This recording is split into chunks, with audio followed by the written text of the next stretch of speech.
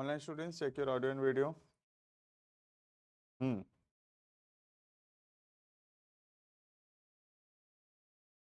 Online students, check your audio and video.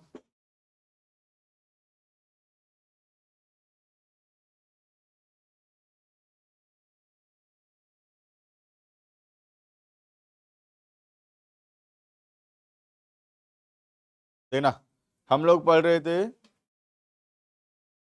Wholesale and retail trade, जिसके अंदर we have started wholesale trade. Wholesale trade के अंदर हम लोग चैप्टर 9 चल रहा है। होलसेल ट्रेड के अंदर हम लोग पढ़े थे फीचर्स ऑफ होलसेल ट्रेड पढ़े थे, सर्विसेज ऑफ होलसेलर स्टार्ट किए थे, इसमें services to the manufacturer already पढ़े थे।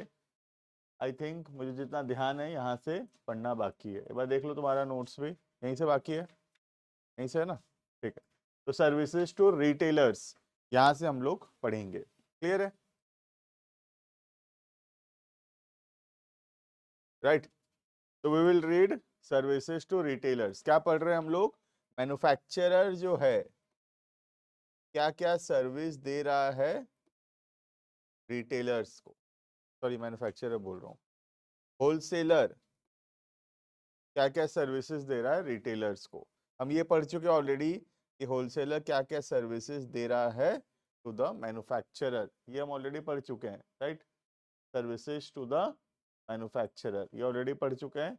हम पढ़ेंगे अभी सर्विसेज टू द रिटेलर्स, मतलब होलसेलर के होने से रिटेलर्स को क्या क्या फायदा होता है। राइट, तो पहला है अवेलेबिलिटी ऑफ गुड्स। अगर हमारे एरिया में होलसेलर है तो रिटेलर को क्या फायदा होगा? रिटेलर बहुत सारा वैरायटी ऑफ गुड्स का स्टॉक मेंटेन कर सकता है, क्योंकि उसको जो है मैन्युफैक्चरर से खरीदने का जरूरत नहीं है, अपने पास के होलसेलर से सामान वो खरीदता है। ठीक है, तो आज कोई भी रिटेल दुकान है तो उसमें बहुत सारे ब्रांड्स का प्रोडक्ट जो है वो अवेलेबल होता है। क्यों? क्योंकि ये बहुत आसानी से कहाँ से सामान ले आता है? From the wholesaler. राइट, तो एरिया में होलसेलर अगर है तो रिटेलर को सामान रखने में इजी होगा, और रिटेलर बहुत ह्यूज टाइप ऑफ गुड्स का स्टॉक मेंटेन कर सकेगा। क्लियर है? देखना, retailer needs to keep a wide variety of goods to meet the requirements of various customers. Wholesaler provides them a wide variety of goods in one line of product. It is very difficult for a retailer to approach different manufacturer. एक retailer अलग अलग manufacturer से सामान नहीं ला सकता। आज तुम सोचो ना, जैसे एक रिटेल दुकान है तो उसमें सोच लो कैडबरी का भी प्रोडक्ट्स है, हल्दीराम का प्रोडक्ट्स है, थम्स अप का प्रोडक्ट्स है, ब्रिटानिया का प्रोडक्ट है, आईटीसी का प्रोडक्ट्स है, इतने सारे कंपनी का प्रोडक्ट्स है। वो रिटेल दुकान वाला क्या कंपनी से सामान खरीद रहा है? क्या मैन्युफैक्चरर से सामान खरीद रहा है? नहीं, वो कहाँ से सामान खरीद रहा है? Retailer from the wholesaler. तो इतने सारे होलसेलर हमारे एरिया में होने से रिटेलर को ये फायदा है कि रिटेलर बहुत सारा वेराइटी ऑफ गुड्स का स्टॉक मेंटेन कर सकेगा। अगर होलसेलर्स नहीं होंगे तो क्या होगा? रिटेलर्स को सीधा किससे खरीदना पड़ेगा? फ्रॉम द मैन्युफैक्चरर, और हर बार इतने सारे मैन्युफैक्चरर से सामान खरीद पाना पॉसिबल नहीं हो पाएगा। क्लियर है? तो हम ज्यादा वेराइटी ऑफ गुड्स मेंटेन नहीं कर सकेंगे एज अ रिटेलर अगर हमारे एरियाज में होलसेलर नहीं है तो। क्लियर है? देखना, wholesaler perform the task of sorting out Wholesaler perform the task of sorting out and assembling goods from several manufacturers. Wholesaler maintains a large stock. Wholesaler बहुत stock maintain करता है, तो रिटेलर को ज्यादा स्टॉक मेंटेन करने का जरूरत नहीं है, क्योंकि जब भी सामान चाहिए हम कहाँ से ले आएंगे? सामान हमारे पास वाले होलसेलर से सामान खरीद लेंगे। राइट, तो रिटेलर को ज्यादा क्वांटिटी में गुड्स मेंटेन करने का जरूरत नहीं है, ज्यादा वेयर हाउस रखने का जरूरत नहीं है, ज्यादा गोडाउन में सामान रखने का जरूरत नहीं है, क्योंकि जब कस्टमर आएगा हम थोड़ा बहुत सामान अपने पास रख सकते हैं, और बाकी जो है वो सामान हम कहाँ से ला सकते हैं? From the wholesaler. राइट, और जैसे एग्जांपल के तौर पे तुमको बता रहा हूँ, आज तुम सोच लो एक मोबाइल खरीदने जाओगे मोबाइल दुकान में, या तो उसके पास स्टॉक में होगा तो तुमको दे देगा, या तुमको बोलेगा कि पसंद कर लो, आधी घंटा छोड़ के आओ, मोबाइल रेडी मिलेगा। आधी घंटा में वो क्या करेगा पता है? उस एरिया का जो होलसेलर होगा के पास एक स्टाफ भेज देगा, उससे वो फोन मंगवा लेगा और अपने दुकान में सामान बेच देगा। समझ में आ रहा है? तो आधी घंटा में वो मैन्युफैक्चरर से नहीं ला पाता। अगर हमारे एरिया में होलसेलर नहीं होता, सोच लो सैमसंग का होलसेलर नहीं है, तो आधी घंटा में मोबाइल दुकान वाला कंपनी से, सैमसंग कंपनी से मंगा के दे पाएगा क्या? नहीं दे पाएगा। लेकिन अगर हमारे एरिया में होलसेलर है तो रिटेल दुकान वाला आधी घंटा में होलसेलर से मंगा के दे सकता है। राइट? तुम कोई मेडिसिन दुकान में जाओ, प्रेस्क्रिप्शन दोगे, 5 मेडिसिन लिखा है, 4 ठो मेडिसिन है, वो बोलेगा 10 मिनट रुको, ये वाला आ रहा है। वो क्या करेगा 10 मिनट में? तो आपको भेजेगा, जा वो वाला होलसेल दुकान से खरीद के ले आ। तो होलसेलर से जाएगा, वो एक मेडिसिन ले आएगा, तो तुम्हारा प्रेस्क्रिप्शन का 5 मेडिसिन जो है पूरा हो गया। समझ में आ रहा है? तो होलसेलर है तो हमको ज्यादा वैरायटी मेंटेन करने का जरूरत नहीं है एज अ रिटेलर। अगर होलसेलर नहीं होता तो हमको बहुत सारा क्वांटिटी जो है वो स्टोर करके रखना पड़ता। क्लियर है? देखना, therefore whenever a retailer requires goods, this can be immediately supplied from the warehouse। किसके warehouse से? From the wholesalers warehouse। Wholesaler के warehouse से सामान उसी समय मिल जाएगा। The retailer need not to maintain a large stock। हमको ज्यादा स्टॉक मेंटेन करने का जरूरत। क्लियर है? समझ में आ गया? अगर होलसेलर नहीं होता तो रिटेल दुकान वाला को बहुत स्टॉक मेंटेन करना पड़ता, क्योंकि अब वो हाफ एन आवर में मोबाइल मंगा के नहीं दे पाएगा, 10 मिनट में मेडिसिन मंगा के नहीं दे पाएगा, तो उसको खुद को बहुत स्टॉक रखना पड़ेगा। लेकिन अगर वो मंगा के दे सकता है तो ज्यादा स्टॉक रखने का जरूरत। क्लियर है?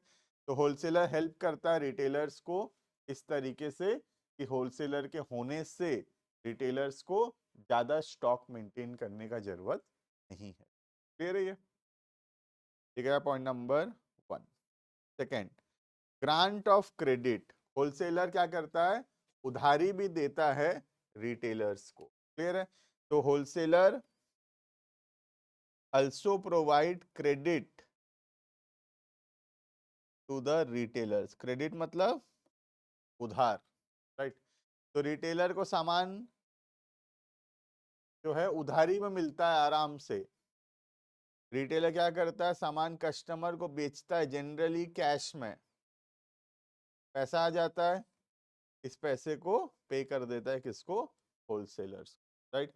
तो खुद का ज्यादा पैसा बिजनेस में लगाने का जरूरत नहीं पड़ेगा, क्योंकि हमको सामान जो है उधारी में मिल रहा है। अगर उधारी में नहीं मिलता तो खुद का ज्यादा पैसा बिजनेस में इन्वेस्ट करना पड़ता। राइट? क्योंकि तुम खुद सोचो ना, अगर गुड्स क्रेडिट में मिल जाएगा तो खुद का पैसा कम इन्वेस्ट करना पड़ेगा बिजनेस में। लेकिन अगर उधारी में नहीं मिलेगा, पैसा देकर लाना पड़ेगा, तो फिर बिजनेस में ज्यादा इन्वेस्टमेंट करना पड़ेगा। राइट? तो होलसेलर के होने के वजह से रिटेलर्स को कम इन्वेस्टमेंट करना पड़ता है अपने बिजनेस। क्यों? क्योंकि होलसेलर उधारी देता है किसको? To the. क्लियर है? देखना, wholesaler sell goods to retailers on credit. Therefore, retailer need not maintain large working capital। ज्यादा पैसा लगाने का जरूरत नहीं है। They can make payment after receiving payment from the customer। आराम से कस्टमर को सामान बेच दो, पैसा आ जाएगा, फिर दे देना। राइट? जैसे तुम एग्जांपल के तौर पे तुम एक मोबाइल दुकान में गए, एक मोबाइल पसंद किए, लेट से 30,000 का प्राइस है, दुकान वाला बोला आधे घंटा में आओ, आके देता हूँ। ठीक है? हाफ एन आवर में वो होलसेलर से उधारी में ले आया, वो मोबाइल दे दिया, फिर 30,000 ले लिया। अब हो सकता है 29,000 होलसेलर का रेट हो, तो 29,000 उसमें से होलसेलर को दे दिया, खुद का 1,000 रुपया बच गया। खुद का पैसा लेकिन इन्वेस्ट नहीं करना पड़ा। लेकिन सोचो होलसेलर से अगर उधारी नहीं मिलता तो क्या करता? पहले 29,000 रुपया देता तो मोबाइल मिलता, फिर मोबाइल को बेचता, 30,000 ले, बीच में 1,000 बचता। तो खुद का 29,000 पहले इन्वेस्ट करना पड़ा अगर उधारी नहीं मिलेगा तो। लेकिन अगर उधारी मिलेगा तो खुद का 29,000 इन्वेस्ट। क्लियर है? तो इसी वजह से होलसेलर होने के वजह से रिटेलर्स को कम पैसा इन्वेस्ट करना पड़ता है अपने बिजनेस। ये रही है। Next point number 3, risk sharing. Wholesaler bears the risk of change in demand, risk of damage in transit, risk of theft और spoilage in warehouse। सारा रिस्क किसका है? होलसेलर का, क्योंकि होलसेलर ज्यादा क्वांटिटी में सामान अपने पास रखता है।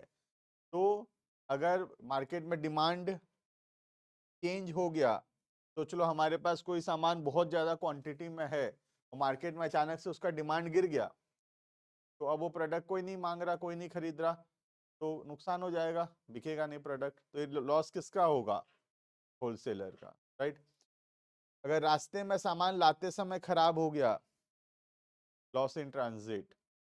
रिस्क ऑफ थेफ्ट, चोरी हो गया, सामान स्पॉइल हो गया, खराब हो गया, डैमेज हो गया, ये सब नुकसान किसका होगा? होलसेलर्स। अगर होलसेलर्स नहीं होते तो ये सब नुकसान किसका होता? Retailer, right. तो होलसेलर्स के होने के वजह से रिटेलर का रिस्क जो है वो कम हो रहा है। क्लियर है? देखना, रिटेलर्स आर रिलीव्ड, रिलीव्ड मतलब फ्री, बच गए, मतलब बेसिकली रिलीव्ड मतलब बच गए। Retailers are free from all such risk as wholesaler bears this risk for retailer. Clear है? Retailer is safe from the risk associated with transport और storage of. तो जो भी रिटेलर को नुकसान होता, अब वो सारा नुकसान रिटेलर का नहीं होगा, रिटेलर बच गया। ये सारा नुकसान किसका होगा? होलसेल। क्लियर है? खुद सोचो ना, तुम गोडाउन में बहुत सारा सामान अगर स्टॉक करोगे, सामान खराब होने का चांसेस भी बढ़ेगा कि नहीं? तो सामान जो जो स्टॉक करेगा उसका नुकसान है, होलसेलर स्टॉक करेगा तो होलसेलर का नुकसान है। तो होलसेलर स्टॉक करता है जनरली, तो रिटेलर को ये नुकसान बियर नहीं करना पड़ता। हमको एक पीस चाहिए तो हम एक पीस लाते हैं, 5 पीस चाहिए 5 पीस लाते हैं होलसेलर से, तो हमको ज्यादा स्टॉक नहीं करना पड़ेगा। लेकिन होलसेलर को ज्यादा गुड्स को स्टॉक करना पड़ेगा, राइट। तो रिस्क किसका होगा? होलसेलर। ठीक है। Next, specialised knowledge. Wholesaler has direct link with the manufacturer. Wholesaler का किससे बातचीत है? मैन्युफैक्चरर, क्योंकि मैन्युफैक्चरर से ही तो आ रहा है किसके पास? होलसेलर के पास। होलसेलर से रिटेलर्स और रिटेलर से फिर customer, right. So he comes to know about the latest technology used by the manufacturer and also about the new products produced. So जो भी नया प्रोडक्ट मार्केट में आता है, जो भी नया प्रोडक्ट मैन्युफैक्चरर बनाता है, सबसे पहले किसको पता चलता है? होलसेलर्स। क्यों? क्योंकि होलसेलर का किससे बातचीत है? मैन्युफैक्चरर से। मैन्युफैक्चरर जो भी नया प्रोडक्ट लॉन्च करने का सोच रहा है, सबसे पहले किसको इंफॉर्मेशन मिलता है? होलसेलर को। और होलसेलर से इंफॉर्मेशन किसको मिलता है? फिर therefore he informs the retailers about the new techniques, new products and their use to the retail. A wholesaler keeps updating the knowledge of the retailer. तो एक होलसेलर हेल्प करता है रिटेलर्स को अपना नॉलेज को टाइम टू टाइम अपडेट करते रहे, right. क्योंकि wholesaler has a direct contact with the manufacturer. Manufacturer जो भी नया कर रहा है, जो भी नया प्रोडक्ट्स लॉन्च कर रहा है, उसका डायरेक्ट जो है इंफॉर्मेशन पहले मिलता है टू द होलसेलर, और होलसेलर ये इंफॉर्मेशन पहुंचाता है टू द रिटेलर्स। क्लियर है? नेक्स्ट पॉइंट नंबर 5 देना, wholesaler advertises the brands and goods kept with them so publicly helps the retailer also to increase the sale। तो wholesaler marketing करता है, wholesaler advertisement करता है, और होलसेलर के advertisement से क्या होता है? रिटेलर्स का भी सेल्स बढ़ता है, राइट। आज जैसे एग्जांपल के तौर पे सोच लो, अमूल कंपनी का होलसेलर है बरगढ़ का, ठीक है, वो अमूल कंपनी का एडवर्टाइजमेंट किया, लेट से धनु यात्रा में एडवर्टाइजमेंट किया अमूल कंपनी। कौन? अमूल का होलसेल। तो बरगढ़ में अमूल कंपनी का आइसक्रीम का सेल्स बढ़ेगा उससे एडवर्टाइजमेंट करने से। आइसक्रीम कस्टमर किससे खरीदेगा बोलो? होलसेलर से खरीदेगा क्या? नहीं। किससे खरीदेगा? रिटेलर से ही तो खरीदेगा। तो होलसेलर अगर मार्केटिंग करेगा तो उससे किसका फायदा है? होलसेलर का तो फायदा है ही, साथ ही साथ उससे रिटेलर्स का भी फायदा, राइट? क्योंकि कस्टमर अगर सामान ज्यादा खरीदेगा तो किससे खरीदेगा? रिटेलर से। और रिटेलर किससे खरीदेगा वो सामान? होलसेलर से। तो होलसेलर का एडवर्टाइजमेंट करेगा तो इससे होलसेलर ज्यादा बेचेगा रिटेलर को, और रिटेलर फिर ज्यादा बेचेगा किसको? कस्टमर को, राइट? तो मार्केटिंग अगर होलसेलर कर रहा है तो उसका बेनिफिट होलसेलर को तो मिल ही रहा है, साथ ही साथ रिटेलर्स को भी। क्लियर है? देखना, generally wholesalers do publicly by distributing pamphlets, banners, or by painting their transport vehicles, etc. This type of publicity helps in increasing the sales of local retailer. Clear है? नेक्स्ट, ये marketing नहीं होगा इसका point, इसका नाम कुछ और है, पढ़ लेते हैं जो होगा अप्रोप्रिएट। ठीक है, अलग है आई थिंक, ये खाली ये मिस, मतलब ये जो हेडिंग है ये मिस। देखना, wholesaler perform various marketing functions and provide support to the retailers. They undertake, same ही लिखा है क्या?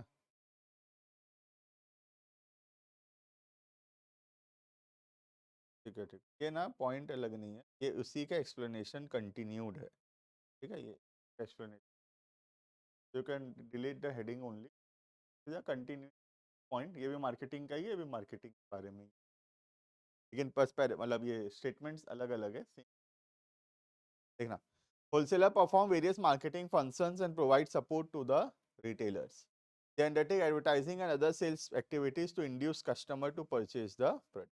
बहुत सारा एडवर्टाइजमेंट करता है कौन? होलसेलर, जिससे कस्टमर ज्यादा सामान खरीदेगा, जिससे होलसेलर का तो फायदा होगा ही, साथ ही साथ रिटेलर्स का भी फायदा होगा। ठीक है, तो this is all about point number 5। This is one point, point बना देना इसको। Next point number, this one will be point 6। देखना, इकोनॉमीज ऑफ स्केल, हम पहले भी पढ़े हैं। What is economies of scale? You can tell. बताया था मैं इंडिया क्यों पीछे है चाइना से। बोलो, what is economies of scale? Large quantity में डील करना। लार्ज क्वांटिटी में अगर हम डील करेंगे तो उससे क्या होगा? लार्ज क्वांटिटी में अगर हम डील करेंगे तो उससे कॉस्ट ऑफ प्रोडक्शन जो है वो कम हो, राइट? जैसे मैं बताया था कि अगर मैं यहाँ पे लैपटॉप बनाऊँ इंडिया में तो एक लैपटॉप लेट से 30,000 में बनेगा, लेकिन चाइना वही लैपटॉप बनाएगा, चाइना 20,000 रुपये में लैपटॉप बना देगा, 25,000 में तो बेच देगा वो। तो कोई क्यों खरीदेगा फिर मेरे से लैपटॉप? मैं तो 30 में बनाता हूँ, 31 में भी बेचूंगा तो कोई नहीं लेगा मेरे से, राइट? रीजन क्या था? मैं 100 पीस बनाऊंगा या 1000 पीस बनाऊंगा या 10,000 पीस लैपटॉप बनाऊंगा। China China 1 crore piece laptop बना रहा है, तो चाइना का कॉस्ट ऑफ प्रोडक्शन ऑब्वियसली बहुत कम होगा। क्लियर है?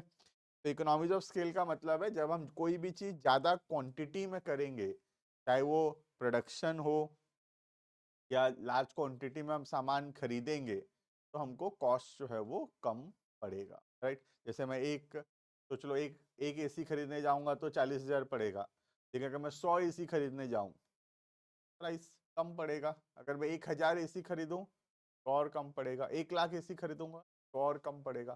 तो जितना ज्यादा क्वांटिटी बाय करेंगे या प्रोड्यूस करेंगे, उससे कॉस्ट ऑफ प्रोडक्शन उतना ही कम हो दे रही है। यही तो रीजन है रिलायंस जैसे कंपनीज का चलने का। अब जैसे मैं एग्जांपल दिया था, सोच लो बरगढ़ का एक छोटा सा ग्रोसरी दुकान वाला है, वो लेट से 1 kg लेट से राइस खरीदता है 40 रुपीज में, ठीक है? उसको सेल करता है लेट से 45 में, ठीक है? रिलायंस वाला पूरा इंडिया का जितना रिलायंस स्टोर्स है सबके लिए राइस एक बार में खरीद रहा है, तो उसका जो परचेज प्राइस है वो 40 थोड़ी होगा, उसको तो बहुत कम पड़ेगा। हम यहाँ 10 केजी खरीद रहे हैं एज अ रिटेल दुकान वाले, तो हमको 40 रुपये पड़ रहा है, 40 में बेच रहे हैं। लेकिन रिलायंस रिलायंस 32 रुपये में खरीद ले रहा है, क्योंकि बहुत ज्यादा क्वांटिटी में खरीदता है रिलायंस। रिलायंस 36-37 रुपीज में बेच दे रहा है। तो हम कैसे compete कर पाएंगे रिलायंस से? बात समझ में आ रहा? We can not compete with Reliance, because Reliance is purchasing the products at 32 rupees, selling it at 37.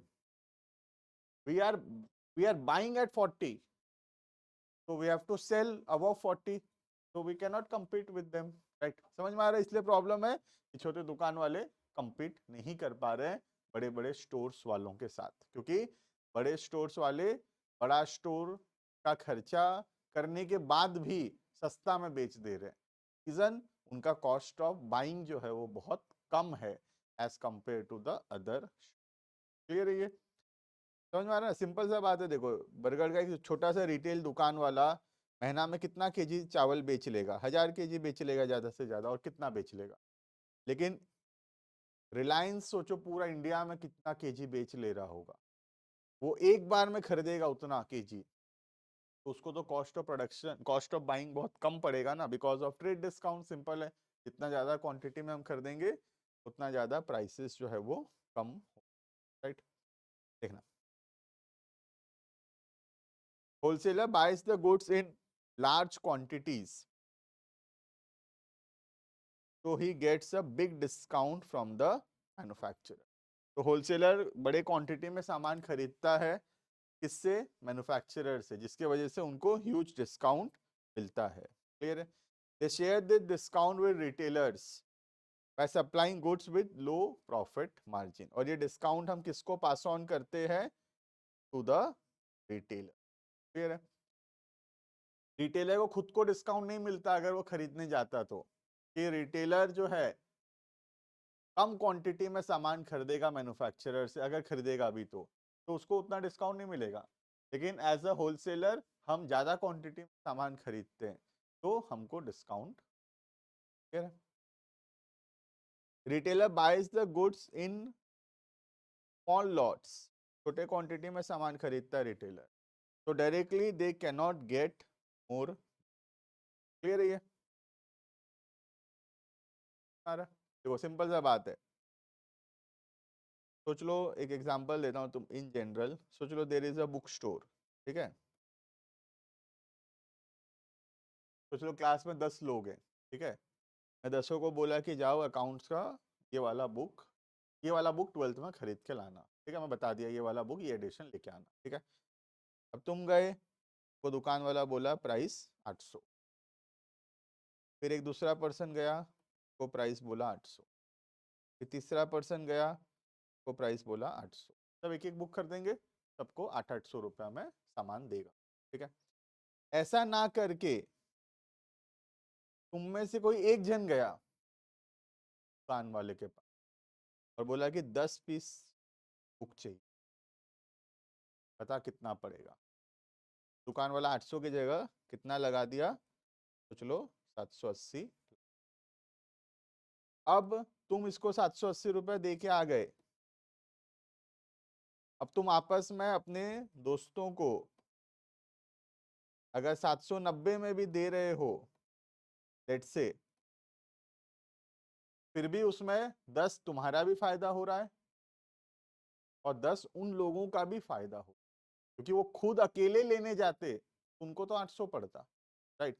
तुम 10 पीस ले आए दुकान वाला से 780 में बात करके, तो बल्क में लिए 10 पीस तो डिस्काउंट मिल गया। तुम 10 रुपया खुद अपने पास रखे और 10 का डिस्काउंट सामने वाला को भी दे दिए, हमारे दोस्त को, फिर भी तुमको 10 रुपए का फायदा भी हुआ उसमें और तुम्हारे दोस्त को 10 रुपया सस्ता भी पड़ा सामान। समझ में आ रहा है क्या? मेरा एग्जाम्पल समझ में आ रहा है यहाँ पे? अगर ये दोस्त तुम्हारा खुद से जाएगा खरीदने, यहाँ दुकान वाले के पास अकेले जाएगा, बोलेगा एक बुक चाहिए, तो 800 पड़ेगा ना उसको फिर तो।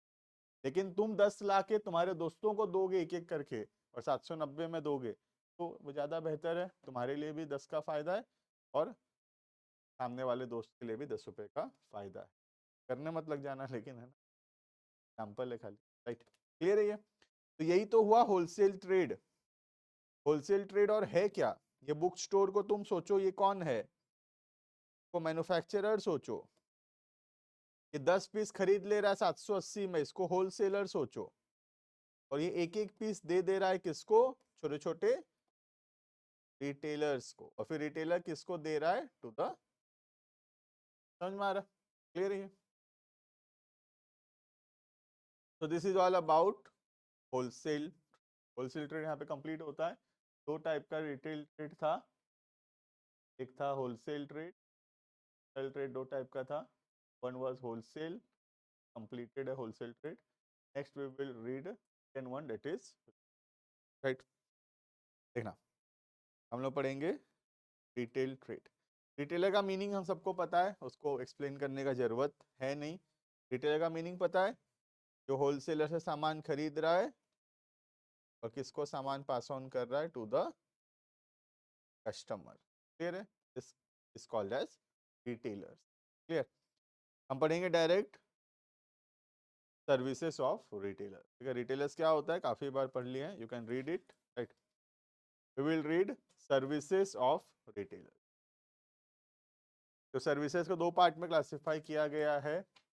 एक, रिटेलर क्या सर्विस दे रहा है कस्टमर्स को, और दूसरा क्या सर्विस दे रहा है होलसेलर या मैन्युफैक्चरर। क्लियर है ये, देखना। सबसे पहला, रिटेलर क्या हेल्प करता है किसको, कस्टमर को, राइट। इजी इजी पॉइंट है इसमें, कुछ और फटाफट से पढ़ेंगे। ठीक है, पहला, regular availability of product. Retailer होने के वजह से कस्टमर कभी भी सामान खरीदने जा सकता है अपने नियर बाय प्लेसेस में, और उसको सब वैरायटी का सामान जो है वो मिल जाएगा। क्लियर है। आज मैं एक रिटेल दुकान गया तो मुझे वहाँ अमूल के प्रोडक्ट्स भी मिल गया, हल्दीराम का प्रोडक्ट्स भी मिल गया, कैडबेरी का प्रोडक्ट्स भी मिल गया, कोका कोला का प्रोडक्ट्स भी मिल गया, प्लेस भी मिल गया, ठीक है, नेस्ले का प्रोडक्ट भी मिल गया, मैगी ले आया। एक ही दुकान में सारे ब्रांड का प्रोडक्ट मिल पाया। अगर यह रिटेलर नहीं होता तो मुझे क्या करना पड़ता, अमूल का प्रोडक्ट खरीदने के लिए अमूल का होलसेलर के पास जाता, हल्दीराम का खरीदने के लिए हल्दीराम का होलसेलर के पास जाता, लेस के लिए लेस का होलसेलर के पास जाना पड़ता, मैं 6 दुकान जाना पड़ता। लेकिन रिटेलर है तो ये 6 कंपनी का सामान एक जगह अवेलेबल है। तो पहला है regular availability of products with wide selection option, बहुत सारा कंपनी का ऑप्शन है हमारे पास। ठीक है, देखना। A retailer makes available to customer all types of commodities. Consumer can conveniently buy the required products at one place. एक ही जगह में हमको सारे products जो है वो मिल जाएगा। Customers are assured of continuous supply of goods. They need not store the goods in large quantity. को ज्यादा सामान रखने का जरूरत नहीं है, हमको पता है कि पास वाले दुकान में मिल जाएगा, राइट। आज मुझे बहुत सारा चिप्स को स्टोर करने का जरूरत नहीं, मुझे पता है कि मुझे चिप्स चाहिए, मेरे पास में एक दुकान है वहां पे चिप्स मिलता है, राइट। ये ये कैसे पॉसिबल हो पा रहा है, क्योंकि रिटेलर्स हैं। अगर रिटेलर्स नहीं होते, मुझे बहुत सारा एज अ कस्टमर मुझे बहुत सारा सामान जो है स्टोर करके रखना पड़ता। क्लियर है। Next, wide selection. हमारे पास बहुत सारा ऑप्शंस होगा। आज में मुझे चॉकलेट खरीदना है तो 10 ब्रांड का चॉकलेट वहां पे अवेलेबल होगा, मैं अपने मर्जी से कोई भी ब्रांड का चॉकलेट जो है सिलेक्ट कर सकता, right. A retailer offers a wide variety of different types of product only under one roof. They also provide different brands of the same product. एक ही प्रोडक्ट का डिफरेंट ब्रांड्स मिलता है। जैसे चॉकलेट चाहिए, चॉकलेट का भी 10 तो ब्रांड का चॉकलेट वहां पे होगा, right. So that customer can buy the products of their, right. Next, new products information. कोई भी नया प्रोडक्ट आता है तो कस्टमर को वो प्रोडक्ट का नॉलेज कहाँ से मिलता है, फ्रॉम द रिटेलर, राइट। आज हम कोई दुकान में जाते हैं, दुकान वाला हमको बोलता है देखिए ये नया आया है, ट्राई करके देख सकते। तो ये जो रिटेलर ही तो बता रहा है कस्टमर को कि मार्केट में ये नया प्रोडक्ट आया है, राइट। तो कस्टमर को नए प्रोडक्ट के बारे में किससे पता चलेगा, फ्रॉम द, देखना। A retailer assist मतलब help. A retailer assists customers in selection of goods. In many large retail showrooms, salesmen are appointed who guide the customers in selection by explaining the feature and use of different. तो हमको help करते हैं selection करने में। फिर तुम जाओ ना कोई भी कपड़े का दुकान जाओ, कोई भी कपड़ा पहन के आओ, सेल्समैन बोलेगा बढ़िया लग रहा है। रीजन उसको तो बेचना है ना, सिंपल सा बात है, वो बेचना है। तुम कैसे लग रहे हो वहां पे अलग दिख रहे हो, घर जाके लगेगा कि मैं ये लाया हूँ बोल के, होता है कि नहीं ऐसे, कान में अच्छा लगा ले आए, घर में पहन के देखे तो हमको लगा कि ये तो बहुत खराब लग रहा है, गलत ले आए। रीजन है वो लाइटिंग वाइटिंग, एक्ट अलग होता है, राइट। और फर्क है कि तुम कुछ भी पहन के आओ, कैसे भी दिख रहे हो, कुछ फर्क नहीं पड़ता, सेल्समैन बोलेगा बढ़िया लग रहा है। रीजन है वो बेच, राइट। तो सेल्समैन हमको हेल्प करता है सिलेक्शन ऑफ प्रोडक्ट्स में। क्लियर है। Next, demonstration and after sale service. Retailer होने की वजह से अगर कोई प्रोडक्ट हमको कैसे चलेगा समझ में नहीं आ रहा है, तो रिटेलर जो है प्रोडक्ट को चला के दिखा देगा। जैसे कुछ सोच लो कोई खिलौने का दुकान है, हम कोई खिलौना चॉइस किए, तो जो दुकान वाला होगा क्या उसको चला चुली के दिखाएगा कैसे स्टार्ट होगा, कैसे रन होगा, राइट। तो डेमोन्स्ट्रेशन मिल सकता है रिटेलर होने की वजह से। हम कोई इलेक्ट्रॉनिक सामान लेते हैं तो वो इलेक्ट्रॉनिक सामान हमको चला के दिखाया जाएगा, राइट। तो ये सब हो पाता है बिकॉज ऑफ द, राइट। देखना, retailer demonstrate the working of the products to satisfy the customer. Retailer also offer after sale service. After sale service मतलब बेचने के बाद अगर प्रोडक्ट में कोई प्रॉब्लम है तो उसको सुनना और उसको ठीक करना, कॉल्ड एज आफ्टर सेल, क्योंकि इलेक्ट्रॉनिक गुड्स के लिए बहुत जरूरी, right. If needed in case of custom consumer durable such as TV, washing machine, ये सब में ज्यादा जरूरी। क्लियर है। Next, home delivery. कई सारे जो रिटेलर्स होते हैं हमारे घर में सामान पहुंचा के भी देंगे विथ या विदाउट एनी एक्स्ट्रा चार्जेस। तो जियो मार्ट है, हमारे हमको चाहिए कोई सामान, हम उसके ऐप में ऑर्डर करेंगे, 10-15 मिनट में सामान घर, राइट। तो बहुत सारे रिटेलर्स जो है वो हमको सामान घर पहुंचा के देते हैं without any extra charges, right. Next, convenient of buying. Retail दुकान हमारे आसपास एरियाज में हमेशा अवेलेबल होता है। जब भी हमको कोई सामान खरीदना है तो हमने नियर बाय शॉप में जा सकते। हमारे घर के पास, हर सबके घर के पास एक तो दुकान होगा जहाँ से हम यूजुअली सामान खरीदते, राइट। तो हर एरियाज में बहुत सारे दुकानें होती है और इसीलिए हम बड़े आराम से अपने पास वाले शॉप से सामान खरीद सकते, right. Retail stores are located in residential areas as well as in the main market. The customer can easily approach a retail showroom for buying the goods. हम बड़े आसानी से सामान वहां से ला सकते। Second, last, credit facility. उधारी भी मिलता है, अगर अच्छा जान पहचान होगा रिटेलर दुकान वालों से तो हमको सामान जो है उधारी में भी मिल सकता है। फिर देखना, मेरी retailer offer credit facility to their customer. खाता चलता है ना, खाता कोई तो बोलते हैं credit, right. Short term and small amount credit is offered by the retailer himself. For long term and large amount of credit, he makes arrangement with finance company. छोटा मोटा क्रेडिट तो खुद ही दे देता है, अगर बड़ा क्रेडिट चाहिए तो बैंकों से उनका टाई अप रहता है। तुमको मोबाइल फोन खरीदना है तो जो तुमको ईएमआई कराना है तो दुकान वाला का ही ईएमआई वालों से बातचीत है, बातचीत करा देगा, तुम्हारा तुम्हारा जो परचेज करोगे तुम वो ईएमआई में कन्वर्ट करवा देगा, राइट। तुम आज गाड़ी खरीदने जाओगे तो शोरूम वाला ही तुम्हारा बैंक से लोन करवा दे। क्यों? कि उसको तो गाड़ी बेचना है ना, राइट। आज तुम कोई फ्लैट बुक करने जाओ, कोई भी बिल्डर है फ्लैट्स बेच रहा है, फ्लैट खरीदने जाओगे तो उसका जो लोन होगा वो फ्लैट वाले जो बिल्डर्स होंगे वही लोग करवा देंगे। क्यों? वो फ्लैट सेल करना है, राइट। तो ये सारे लोग क्रेडिट फैसिलिटी प्रोवाइड करते हैं, या तो खुद देते हैं या फाइनेंस कंपनी मतलब बैंकों से इनका टाई अप। क्लियर है। तो ये हो गया services of retailers to the consumer. Consumer को क्या सर्विस, राइट। नेक्स्ट आता है services to wholesalers and manufacturer, right. तो रिटेलर के होने के वजह से होलसेलर और मैन्युफैक्चरर को क्या फायदा हो रहा है। हम कस्टमर को क्या फायदा हो रहा है वो तो पढ़ लिए, अभी हम पढ़ेंगे बैक में, मतलब मैन्युफैक्चरर होलसेलर्स को क्या फायदा हो रहा है। पहला, helps in distribution of goods. Retailer होने के वजह से सामान कस्टमर तक पहुंच पा रहा है।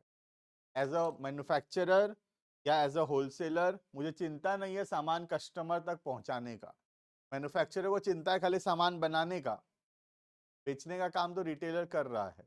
रिटेलर के होने के वजह से होलसेलर या मैन्युफैक्चरर को सामान बेचने का चिंता नहीं है, उसको सिर्फ सामान प्रोड्यूस करना है, सेल तो रिटेलर कर लेगा, right. Retailer relieve the wholesaler, relieve मतलब मुक्त कर देना चिंता से, है ना। किस बात का चिंता से? From the burden of collecting and supplying small orders to widely scattered customer. Customers को सामान बेचना, उनसे पैसा कलेक्शन करना, ये सब चिंता होलसेलर या मैन्युफैक्चरर का नहीं है। क्यों नहीं है? कि रिटेलर्स ये काम कर देते, राइट। तुम सोचो ना, लेस कंपनी अगर तुमको पर्सनली एक चिप्स बेचेगा तो बनाएगा कब? समझ रहे हो प्रॉब्लम? इसका मेन काम क्या होना चाहिए? बनाना। चिप्स को बनाएंगे कैसे, उस बात पे फोकस करना। बेचने का काम इसको नहीं देखना चाहिए, राइट। क्योंकि अगर ये बेचने का काम देखेगा चिप्स को, फिर बनाने का काम कहीं से, राइट। तो मैन्युफैक्चरर को बेचने का चिंता नहीं है, उसको पता है लेस बिक जाएगा, सिर्फ क्या है, how to produce, right. Next, personal selling. Retailer खुद कन्विंस करता है कस्टमर को सामान खरीद लो बोल के, राइट। देखना, आप कोई भी रिटेल दुकान जाएंगे तो हमको खुद वो कन्विंस कर रहा होगा कि ये सामान अच्छा है ले लो, ये अच्छा है ले लो। तो हमको चिंता नहीं है सामान बेचने का, रिटेलर खुद ही एफर्ट करके सामान सेल कर देगा, right. By undertaking personal selling, personal selling मतलब 1-to-1 प्रोडक्ट के बारे में समझाना और प्रोडक्ट बेच। The retailer relieves the producers और wholesalers and help them greatly in, clear. Next, enable large scale production. Wholesale retailers के होने की वजह से ज़्यादा क्वांटिटी में सामान सेल हो पाता है, और क्योंकि ज़्यादा क्वांटिटी में सेल हो पाता है इसलिए मैन्युफैक्चरर ज़्यादा क्वांटिटी में बना पाता है। The presence of retailer makes manufacturer and wholesaler free from the trouble of making sales. को बेचना नहीं है। This enables them to operate on large scale and fully concentrate on their other activity, that is production, right? तो उनको sales करने का problem नहीं है, चिंता नहीं है, they have to only focus on the production, right? Next, helps in promotion. अगर रिटेलर एडवर्टाइजमेंट कर रहा है तो उससे रिटेलर का तो फायदा हो ही रहा है, साथ ही साथ उससे होलसेलर और मैन्युफैक्चरर का भी फायदा हो रहा है, ठीक है। देखना, retailer participate in promotional activities of manufacturer and wholesalers in various ways and thereby help in promoting the sale of the, right? Last, collect market information. ये बहुत इंपॉर्टेंट है क्योंकि रिटेलर किससे बातचीत करता है? कस्टमर से। तो कस्टमर कौन सा प्रोडक्ट अच्छा लग रहा है, कौन सा प्रोडक्ट अच्छा नहीं लग रहा है, किसको सबसे पहले पता चलेगा ये बात? रिटेलर को। और रिटेलर से ये बात किसको तक, कहाँ तक पहुंच पाएगा? The manufacturer, right. Retailer provides information to the wholesaler or manufacturer regarding the taste, expectations, and demand of the customer. The retailer have direct contact with the customer. Clear? So this is all about retail trade. Clear? So chapter almost completed. एक last में GST topic बचा हुआ है that we will complete in next class and start chapter number 10. Clear? तो next class से ही we will read a small topic GST and start chapter number 10. Online students can now leave.